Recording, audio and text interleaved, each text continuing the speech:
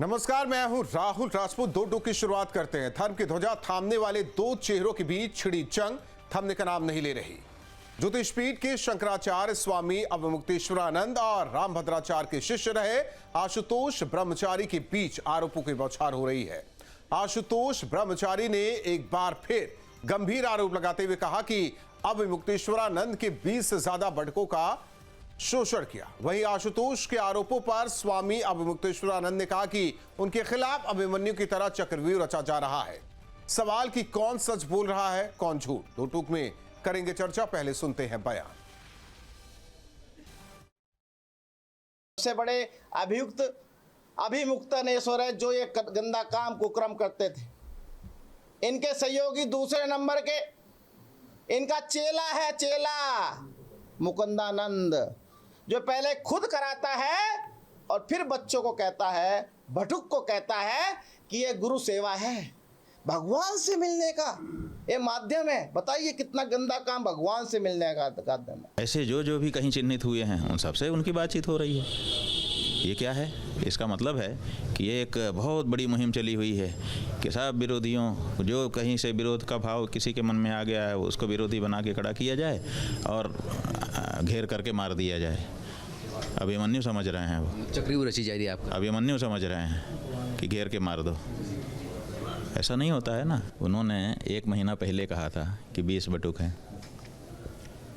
तो सवाल ये है कि जब किसी बटुक के साथ किसी ने अत्याचार अन्याय किया है और आपको जानकारी में आ जाता है और आप ऐसे अच्छे व्यक्ति हैं कि आप उनको न्याय दिलाने के लिए आगे आते हैं, तो फिर आपने 20 बटुकों को बचा क्यों रखा है? उनको न्याय दिलाने में इतना विलंब क्यों कर रहे हैं आप? और ऐसे में बड़े सवाल, अवमुक्तेश्वरानंद वर्सेस ब्रह्मचारी, कौन किस पर भारी? शंकराचार्य पर संगीन इल्जाम, संत समाज में संग्राम, एक दूसरे पर आरोपों की बरसात, आचरण पर विवाद, पॉक्सो केस में एफआईआर, गिरफ्तारी की लटक रही तलवार। इन्हीं सवालों के साथ मेहमानों से करेंगे चर्चा। हमारे साथ मेहमान जुड़े हैं। सबसे पहले परिचय करा दे, यतिमा चेतनानंद जी, हिंदू धर्माचार्य, स्वामी दिव्यानंद जी, हिंदू धर्माचार्य, महंत रामदूत दास जी, हिंदू धर्माचार्य, साध्वी विश्वरूपा जी, हिंदू धर्माचार्य। आप चारों मेहमानों का स्वागत है। महंत रामदूत दास जी, सवाल है कि देखिए, कोर्ट के ही कहने पर केस दर्ज हुआ है, बहुत सारी चीजें हैं। ब्रह्मचारी, आशुतोष ब्रह्मचारी और शंकराचार्य के बीच ये पूरा मामला कह सकते हैं। सवाल इस बात को लेकर है कि आकर नहीं कुछ है तो कह दे कि हाँ ठीक है, जांच में सहयोग करेंगे, जो भी होगा वो देखा जाएगा। दूसरी ओर यह कहा जा रहा है कि हम गलत नहीं, आशुतोष ब्रह्मचारी गलत हैं। और ऐसे में नुकसान किसका हो रहा है वो तो सब जानते हैं। देखिए प्रभु, सबसे पहले तो ये विचारणीय मुद्दा है कि आखिर ये केस कोर्ट के द्वारा ही क्यों लिखित हुआ, कोर्ट के द्वारा ही एफआईआर का आदेश क्यों हुआ। अगर पहली ही बार में पुलिस इसको एफआईआर के रूप में दर्ज करती तो सीधी सीधी इशारा जाता यूपी पुलिस के ऊपर, क्योंकि प्रयाग में जो हुआ है वो भी कहीं ना कहीं किसी से छुपा नहीं है। जो माघ मेले में जो स्थितियां बनी थी उसमें पुलिस की कहीं ना कहीं कार्यशैली पर संदेह हुआ। अगर इस केस को पुलिस के द्वारा तत्कालीन प्रभाव में अगर दर्ज कर लिया जाता तो कहीं ना कहीं सीधी उंगली पुलिस पे उठती। अब कोर्ट के माध्यम से तो इसलिए इसको दर्ज कराया गया कि कहने को ये हो जाए कि भाई मैंने तो कुछ नहीं किया, कोर्ट ने आदेश दिया तो दर्ज किया। अब प्रारंभिक जांच में अगर पॉस्को जैसी धारा लगी है और अभी उनके आशुतोष ब्रह्मचारी जी के अगर कमेंट पर गौर किया जाए तो एक कमेंट कहीं ना कहीं मुझे संदेहात्मक लगा, जो व्यक्तिगत रूप से मैं विचार कर रहा था कि उन्होंने एक बात कही कि 18 तारीख को भी बैन के अंदर, उनकी जो बैनिटी बैन है उसके अंदर भी बटकों का प्रवेश हुआ है और उनके साथ निंदनीय कृत्य हुआ। तो अब यहाँ एक प्रभु बात होती है कि जब 18 तारीख को शंकराचार्य जी ने मठ में अपने उसमें प्रवेश नहीं किया, बैन बाहरी सड़क पे खड़ी थी, उसके बाद अगर वो कह रहे हैं कि बैन में हुआ है तो मेला प्राधिकरण ने तो 6,500 सीसीटीवी कैमरे लगाए थे, चारों तरफ उनकी नजर होगी। और दूसरी बात कि वहां पूरे देश की मीडिया उपस्थित थी, क्योंकि उस समय पे बवाल बहुत ज्यादा हो चुका था, पूरे रात के फुटेज कैप्चर है। तो इन चीजों के हिसाब से देखते हुए मैं ये नहीं कहता कि इन्वेस्टिगेशन ना हो, ये कानून का एक दायरा है, कानून की प्रक्रिया होनी चाहिए, और शंकराचार्य जी भी इसके लिए तैयार हैं। वो कह रहे हैं कि आप करिएगा, हम आपके पूर्ण रूप से सहयोगी हैं। लेकिन एक बात होती है कि दिन प्रतिदिन आशुतोष ब्रह्मचारी जी के बयान बदलते जा रहे हैं। कभी वो सीडी की बात करते हैं, कभी वो 1 साल पहले का मामला बताते हैं, कभी 17 और 18 तारीख का जिक्र करते हैं। तो वो खुद का स्टैंड क्लियर नहीं कर पा रहे हैं। इसलिए मुझे कहीं ना कहीं ऐसा व्यक्तिगत रूप से लग रहा है कि ये एक व्यक्तिगत और निजी तरीके की लड़ाई है। लेकिन ये दोनों महानुभावों को समझना चाहिए, चाहे वो आशुतोष ब्रह्मचारी जी के समर्थक हों या अभिमुक्तेश्वरानंद जी के समर्थक हों, कि इसमें हानि सनातन की हो रही है। नहीं, वो तो पहले ही मैंने मजाक क्लियर सनातन कर का दिया बचाया था कि नुकसान किसका हो रहा है, लेकिन समझदार कौन है ये भी देखना होगा। स्वामी जी, स्वामी दिव्यानंद जी, अब यहां तो बात समझदारी से आगे निकल चुकी है और सब समझदार है। ओम नमो नारायण सभी को। अभी जैसे चुनाव के पहले पूरे मोहल्ले में शोर होता है और वो शोर कभी कभी बड़ा तंग कर देता है नागरिकों को, ऐसी अवस्था हो गई है इस घटना को लेकर चर्चा। 2 बात मैं बोलना चाहूंगा। चलिए, अब जब जहां तक हम पहुंच चुके हैं, अब तो ये होने वाला है ही, और हमें अब धैर्य रखकर सभी पक्ष के लोगों को उसकी प्रतीक्षा करनी चाहिए जब उसका इन्वेस्टिगेशन होगा। दूध का दूध, पानी का पानी। जो दोषी है वो नपेंगे, जो दोषी नहीं है मुक्त होकर निकलेंगे, और दोष लगाने वालों का मुंह काला होगा यदि ये बात गलत है तो। अब ये थोड़ी धैर्य की हम लोग की आवश्यकता है, और हमें लगता है शोर को हम लोग भी अब कम करने की आवश्यकता है, अनावश्यक। लेकिन कम कहां हो रहा है, कम कहां हो रहा है, ये तो बढ़ता ही जा रहा है। बिल्कुल। और इसमें बढ़ने में जो दूसरी बात है राहुल जी, जितनी राजनीतिक पार्टियां इन संतों के बीच में आने की कोई आवश्यकता नहीं अपनी हमदर्दी दिखाने के लिए। जिस प्रकार से अपनी वेदना ये दिखला रहे, प्रदर्शन कर रहे हैं, ये क्या बोलते हैं वो मगरमच्छ की आंसू, अब इन्हें बिल्कुल शोभा नहीं देता है। देश हंस रहा है मुंह छिपा के इनके कृत्य को देखकर। संतों की बात, आज कहीं बात हो रही थी कि संतों में 2 फाड़, किसी प्रकार का संतों के अंदर में कोई फाड़ और किसी प्रकार का ग्रुप नहीं है। ठीक है, मतांतर हो सकता है, वो मतांतर को एक बार स्पष्ट हो जाना भी उचित होता है। किंतु मैं पुनः बोलूंगा, जितने राजनीतिक दल हैं इस पे जो रोटी सेकने की चेष्टा कर रहे हैं, जो 27 का इलेक्शन की तैयारी कर रहे हैं इसके माध्यम से, नहीं तो वो देखिए चोंच बंद होनी चाहिए। स्वामी जी, अगर आप चाहेंगे तभी वो राजनीतिक दल आप तक आ पाएंगे, नहीं चाहेंगे तो नहीं आ पाएंगे, ये कौन सोचेगा? निश्चित, बिल्कुल सही बात है। इसीलिए ये बहुत सही बात है कि अब देखिए किस पक्ष के लोग आ रहे हैं, 27 की तैयारी कौन कर रहे हैं, किस पार्टी के लोग आ रहे हैं, और वो किनका पक्ष ले रहे हैं। ये बोलना उचित नहीं होगा। देशवासी समझ रहे हैं कि कौन रोटी सेकने की चेष्टा कर रहा है इसमें, 27 की तैयारी कौन कर रहा है। जो कल तक जिन्हें कोई सनातन से मतलब नहीं था, बल्कि सनातन के विरुद्ध खड़े होते थे खुलकर, आज वो सनातन की हितैषी बन गए अचानक। ये रातों रात इनको, देखिए ये तो होना ही था। इसमें स्वामी जी, इसमें कोई दो राय नहीं, ये तो होना ही था। अगर आप अपने द्वार पर खड़े होकर स्वागत करेंगे किसी का कि नहीं आइए, अब मेरे साथ फला हमारे साथ नहीं है तो आप ही आइए, आप लड़ाई लड़िए, वो तो होना ही है। लेकिन इस बीच मैं बार बार कह रहा हूं, नुकसान जो होना था वो हो चुका है। यतिमा जी, अपने आप को अभिमन्यु बता देना ठीक है, चाहे उसे चक्रव्यूह कहा जाए, कुछ भी कहा जाए। जो बातें महंत रामदूत दास जी ने कही कि पुलिस पर सवाल उठता, वाकई पुलिस पर सवाल उठता, फिर क्योंकि वो कहां और जाता, इशारा कहां और होता। मामला कोर्ट से तय हुआ है, कोर्ट के कहने पर केस। अब कोर्ट पर भी आरोप लगाइए तो बात अलग है, लेकिन सवाल यह है, सवाल यह है कि खुले तौर पर स्वागत नहीं, मैं खुद शामिल होता हूं इस जांच में और जो होगा उसके लिए मैं भी तैयार हूं। लेकिन इस बीच जो आरोपों की बौछार हो रही है, चाहे वो आशुतोष ब्रह्मचारी हो या अवमुक्तेश्वरानंद हो?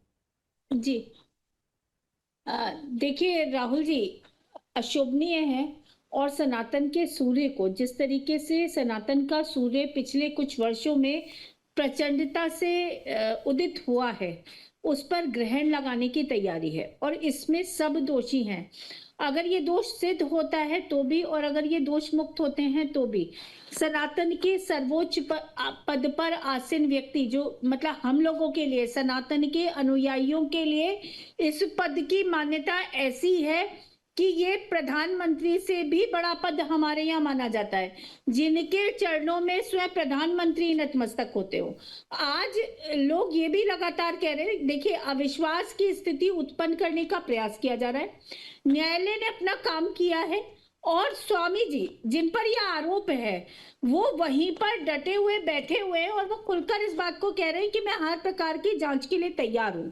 लेकिन इसमें सबसे, अभी दिव्यानंद जी महाराज बहुत अच्छी बात कह रहे थे कि कौन लोग समर्थन करने के लिए आए, और आपने भी कहा कि क्योंकि द्वार खुला था, द्वार पर स्वागत करने के लिए खड़े थे, इसलिए उन लोगों ने वहां जाना उचित समझा।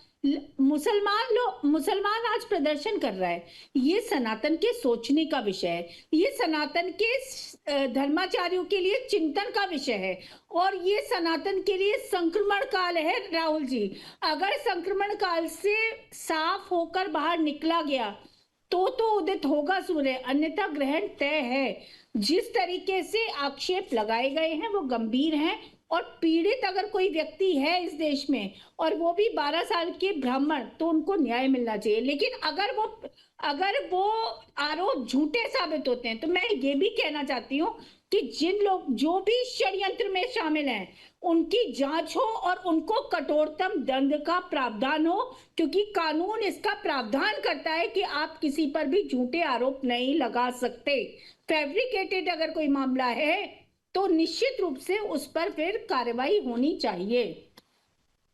वो तो न्यायालय तय करेगा ना, कि हम लोग यहां बैठ के तय करेंगे? नहीं, न्यायालय तय करेगा, ये न्यायिक प्रक्रिया है और सब कुछ न्यायालय के हाथ में है। आपने एक बात बोली कि बहुत बड़ा पद है, गरिमा रखी गई क्या? एक सवाल है छोटा सा आपसे, गरिमा रखी गई क्या उसकी? नहीं, जिसे पद मिला उसने गरिमा रखी? एक होता है ना। नहीं राहुल जी, गरिमा अगर होती तो ये स्थिति नहीं उत्पन्न होती। नहीं, जैसे मैं मान लेता हूं यतिमा जी को वो पद मिला है, तो यतिमा जी की जिम्मेदारी बन जाती है ना उसकी गरिमा रखने के लिए। निश्चित रूप से राहुल जी, हम भगवा धारण किए हुए जितने लोग यहाँ आज की तारीख में हम एक दूसरे को जो गरिया रहे हैं, तो आज की तारीख में हम सबके चरित्र पर आक्षेप है। ये अकेले शंकराचार्य के चरित्र पर आक्षेप नहीं है। आज हर एक सन्यासी जो भगवा पहनकर और तिलक या त्रिपुंड लगाकर घूम रहा है, हर उस व्यक्ति के चरित्र को संदिग्ध दृष्टि से देखा जा रहा है। लेकिन साध्वी विश्वरूपा जी एक लाइन खिंच गई है, मिटाने की कोशिश नहीं हो रही है, उस लाइन को लगातार चाहे जिधर से भी लंबी करने की कोशिश हो रही है। बिल्कुल राहुल जी, देखिए लाइन तो शायद मिट जाती अगर दो अपने लोगों की कोई बात होती, अपने लोगों का झगड़ा होता, पर जो बीच में जैसे सभी कह रहे हैं कि राजनीतिक जो व्यक्ति उसमें आ गया, अब ये एक धार्मिक या कोई एक सिर्फ विषय नहीं रहा, कोई एक क्रिमिनल विषय नहीं रहा, ये अब राजनीतिक एक विषय बन गया है और लोग इसका बहुत ज्यादा फायदा उठा रहे हैं, हर तरफ से उठा रहे हैं। मैं तो फिर कहती हूँ, देखिए निश्चित रूप से 100% वो निष्पक्ष जांच के बाद वो बिल्कुल स्पष्ट साफ होकर निकलेंगे। हमारे शंकराचार्य महाराज जी बिल्कुल स्पष्ट होकर साफ हो गए, और ऐसा कोई नया इतिहास, कोई पहली बार नहीं हुआ। इतिहास उठा के देख लीजिए, जब भी कोई संत लोक मंगल कार्य करता है, राष्ट्र के लिए कार्य करता है, अपने धर्म के लिए कार्य करता है, तो बहुत सारी परेशानियां उनके जीवन में आती हैं। परंतु यहाँ तो मेरा एक प्रश्न ये है, चलिए हम सारी अब जो समय स्थिति परिस्थिति है वो मान लेते हैं, अगर स्पष्ट साफ निकल आते हैं, उनकी गलती नहीं निकलती है, तो क्या इस नुकसान की भरपाई हो पाएगी कभी? क्या इस सनातन की भरपाई, हम इस जो नुकसान की भरपाई कभी कर पाएंगे? ये आप सनातन सोच रही है ना, लेकिन जिनके ऊपर जिम्मेदारी है वो सोचे। मैं बार बार कहता हूं, उस पद की गरिमा का मान रखना चाहिए, उसकी गरिमा रखनी चाहिए थी। राहुल जी देखिए, जी, मैं ये कहती हूँ, देखिए कलयुग है, कलयुग में बहुत सारी चीज़ है, बहुत सारी परंपराएँ समय के साथ बदलनी भी पड़ती हैं। ऐसा नहीं है कि हम बहुत ज़्यादा एक बार खड़े हो जाएँ, बहुत समय स्थिति है। आज के समय में मैं कहती हूँ कि राजनीति में सदैव से धर्म रहा है। एक धर्म गुरु राजा के साथ सदैव से रहा है, परंतु अब धर्म में राजनीति आ गई है। अब धार्मिक बाबा हर कोई सोचने लगा है कि मैं इलेक्शन लड़ूं, मैं या अभी वो सब राजनीति नेता हो गए और नहीं मैं धर्म उस गुरु बात बचे ही देखिए वो नहीं। कोई शंकराचार्य नहीं चाहता कि वो सांसद बने, विधायक बने। कोई शंकराचार्य चाहता है क्या?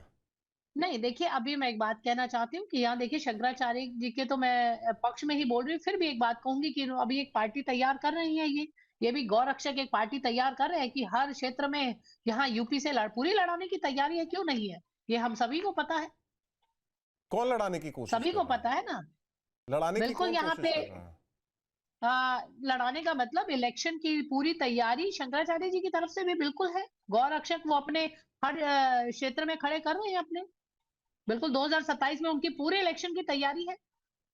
यही वजह है क्या यही वजह है क्या महेंद्र रामदूत दास जी?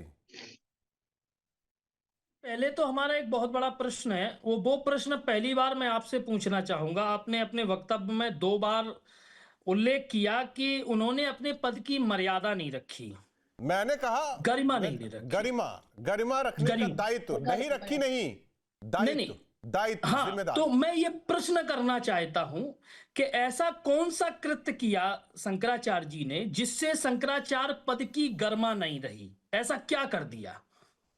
मैं स्पष्ट शब्दों में आपसे सुनना चाहूंगा, क्योंकि मैं कई लोगों से चारों पीठ के शंकराचार्य इससे पहले भी हुए। कभी किसी का इस तरीके से मैं कहूं कि जो उनका नैतिक अधिकार होना चाहिए, जो उनकी नैतिकता होनी चाहिए, वो इससे पहले कभी दिखी इस भारतवर्ष में? देखिए राहुल जी, मैं आपको बताऊं कि भारत के स्वतंत्र भारत के इतिहास में डॉक्टर राजेंद्र प्रसाद जी से लेके श्रीमती द्रौपदी मुर्मू तक और नेहरू जी से लेके वर्तमान प्रधानमंत्री नरेंद्र मोदी तक, सबके अपने अपने एक मत होते हैं। जब वो अपने आसन पे आसीन होते हैं तो वो अपने मत के अनुसार संवैधानिक है, वो संवैधानिक। आप समझिए, अगर वो संवैधानिक है तो ये धार्मिक है। हाँ, धार्मिक है, वही कह रहा हूं ना। आप समझिए, अगर वो पद संवैधानिक है तो ये धार्मिक है। आप ये नहीं कह सकते कि उन्होंने धर्म से राजनीति से ज्यादा जिम्मेदारी धर्म की है। आप यति जी, आप ये बताइए, आप देखिए कौन लोग उनके समर्थन में उतर कर आ रहे? मुसलमान। अरे जिन मुसलमानों का हमारे शंकराचार्य से कोई लेना देना नहीं है, वो कह रहे हैं आंदोलन करेंगे, वो आंदोलन कर रहे हैं। रामदूत जी परिस्थितियां विषम होती चली जा रही हैं। आप समझिए, आज के समय पर राष्ट्रीय स्वयंसेवक संघ जैसा संगठन जो 100 साल से मुस्लिमों से लड़ रहा है, वो आज मुस्लिम एकता की बात कर रहा है। आप कैसे क्या धर्माचार्य करेंगे? क्या धर्माचार्य भी यही करेंगे? इस देश के धर्माचार्य भी यही करेंगे क्या? आप मुझे धर्माचार्य का, अगर राष्ट्रीय स्वयंसेवक संघ कोई गलती कर रहा है, जो आम मानवों का संगठन है, अगर मानवों का संगठन है, अगर वो ही कर रहा है, सुनिए, क्या धर्माचार्यों का भी यही कर्तव्य है? महेंद्र रामदूत दास जी, किसी मौलाना को ही करते हुए देखा रामदूत दास जी, महेंद्र रामदूत दास किसी मौलाना को ही करते हुए देखा क्या? यतिमा जी, आदि शंकराचार्य ने किस मंशा से ये चारों पीठ बनाया था? ये आप क्लियर कर दीजिए। मकसद क्या था उसका? मकसद क्या है उसका? मैं एक मिनट, वेदों का संरक्षण। किसका? सुन लीजिए। हाँ, वेदों का संरक्षण, हाँ, भारतीय संस्कृति का प्रचार प्रसार, ठीक है, और भारतीय संस्कृति का उत्थान। इन आदर्शों के तहत हाँ, आदि गुरु शंकराचार्य ने यतिमा जी, एक मिनट, यतिमा जी, हाँ, और आगे एक मिनट और आगे। अब राहुल जी, अब आप एक चीज बताइए। नहीं, मैं कह रहा हूं और क्या था? बस इतना ही है। बस हुआ क्या? जिनको मैं बार-बार कह रहा हूं, मैं सुनना चाहता, जिम्मेदारी वही मैं हुआ क्या? सुनना चाहता हूं। हुआ क्या? क्या हुआ? वही मैं आपसे पूछ रहा हूं, हुआ क्या? मैं वही आपसे पूछ रहा हूं। आपने कहा आदि गुरु शंकराचार्य ने वो किया। वो दिखा हिंदुस्तान में, वो हुआ, उसके बाद क्या हुआ ये बता दीजिए, जिस मकसद से हुआ था। मैं वही मैं पूछ रहा हूं, मैं कहीं नहीं जा रहा हूं, मैं वही किसी मैं को नहीं पूछ रहा हूं राहुल जी, मैं वही पूछ रहा हूं कि ज्योतिर्मठ की गद्दी पर 2022 से अभिमुक्तेश्वरानंद जी विराजित मैं हैं, किसी एक उनके की बात ही द्वारा नहीं कर रहा ऐसा हूं। क्या कृत्य किया गया कि मैं कृत्य की बात ही नहीं कर रहा हूं। जिस मकसद से, जिस उद्देश्य से इसकी स्थापना की गई, मैं उसकी बात कर रहा हूं। मैं उसी की बात कर रहा हूं जो यतिमा उठा भी रही है, जो बताना चाहती हैं, जो कहना चाहती हैं। अब हो सकता है स्वामी जी बेहतर तरीके से बता सके, उन्हें लगता है कि जो उद्देश्य रहा, आपको ये बात चुभी कि आप नैतिक जिम्मेदारी की बात कर रहे हैं, उस पद की बात कर रहे हैं, ये चुभी ना बातें, इसलिए आपने ये सवाल किया मुझसे। बात क्यों ना चुभे? जब हाँ, मुझे एक चीज बताइए ना, ये कई बार, क्योंकि चर्चा हो सनातन गई। को फॉलो करने वाले जो सनातनी हैं, वो भी यही चाहते हैं कि जिसको ये जिम्मेदारी मिली है उसका निर्वहन किया जाए इस देश में, उसे आगे ले जाया जाए। स्वामी जी, मैं सवाल नहीं कर रहा हूं। स्वामी जी, क्या मकसद क्लियर होता दिख रहा है? एक मिनट सुन लीजिए। मैं कह रहा हूं कि वो मकसद अलग हो गया है और राजनीति उसमें शामिल। आ रहे रामदूत दास जी। स्वामी जी। राहुल जी, आज मैं, हमारे पैनलिस्ट इतने बैठे हैं साथ में, या पूरे विश्व में जहां भी लोग सुन रहे हैं, देख रहे हैं, उनसे मैं एक करबद्ध प्रार्थना करना चाहूंगा, जो सनातनी है, या वो सन्यासी है, संत है, भगवाधारी है, गोल तिलक वाले हैं, लंबी तिलक वाले हैं, दाढ़ी वाले हैं, बिना दाढ़ी वाले हैं, व्यवसायी है, या वो नौकरी करने वाले हैं, या पत्रकार है, सबसे मेरा प्रार्थना है कि बहुत षड्यंत्र के तहत हमारा सनातन की धारा, कम से कम आज, कल की बात नहीं कर रहा हूं, बीते आज की बात कर रहा हूं, आज से धारा कुछ बदल रही है। अभी सबसे बड़ा दायित्व तो बन गया। नहीं तो जिन्हें ढाल बनना चाहिए वो तलवार क्यों बन रहे हैं? एक मिनट, मैं अपनी लाइन तो एक बार पूरा करना चाहूंगा 5 सेकंड में। ये धारा हमें बदलने की आवश्यकता हम सबों का बहुत बड़ा दायित्व है।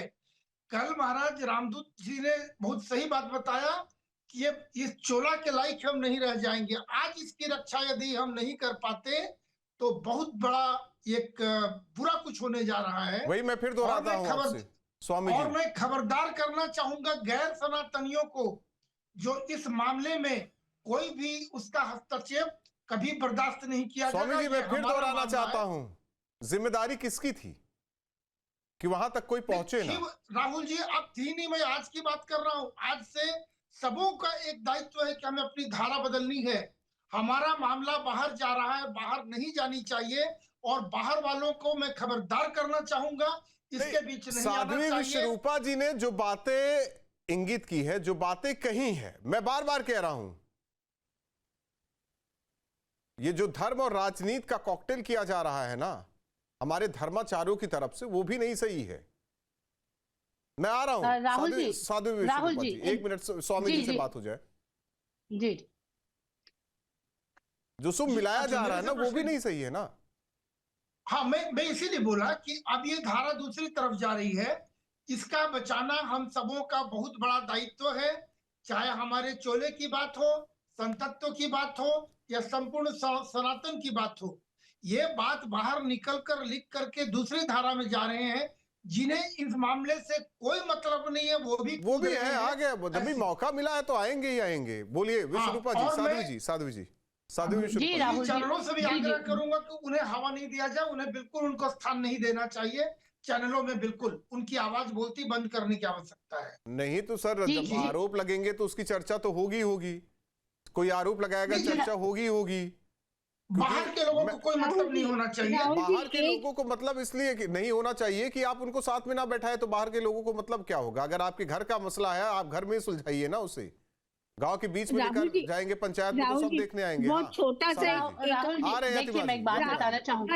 एक मिनट, साध्वी जी की बात पूरी होने दीजिए।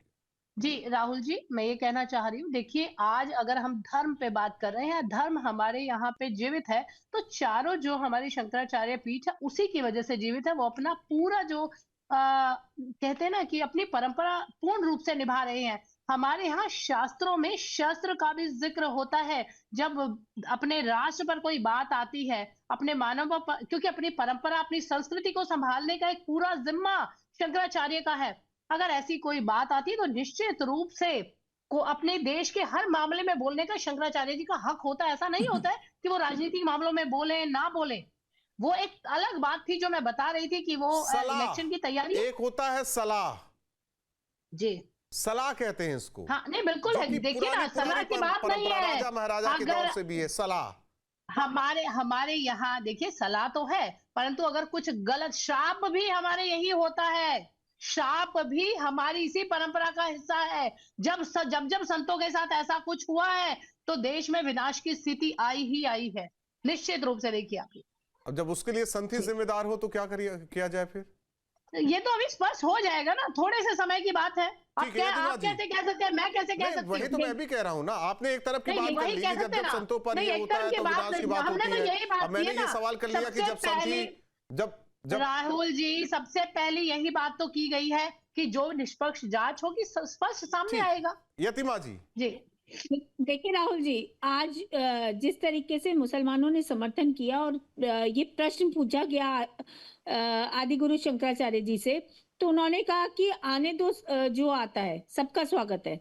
अगर आप हम सबका स्वागत कर रहे हैं तो फिर हम धर्म का क्या कार्य कर रहे हैं, ये एक बड़ा प्रश्न उठता है।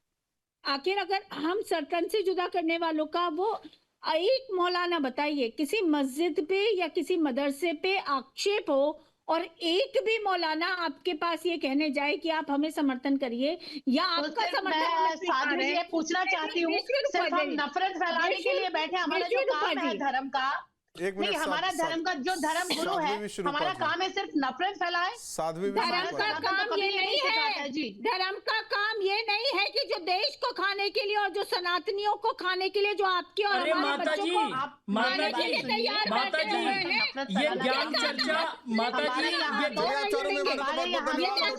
के लिए आशुतोष ब्रह्मचारी की लगातार आरोप, अभी मुक्तेश्वरानंद उसका जवाब भी दे रहे हैं। लेकिन इस बीच जितने भी धर्माचार्य हैं उनका साफ कहना है नुकसान सनातन का हो रहा है। लकीर मिटाई नहीं जा रही है, लकीर खींची जा रही है। जिम्मेदार लोग खुद सोचे कि आखिर स्थिति क्या होती जा रही है। यतिमा चेतनानंद जी ने जो सवाल उठाया है वो भी जायज है। दो टूक में इतना है।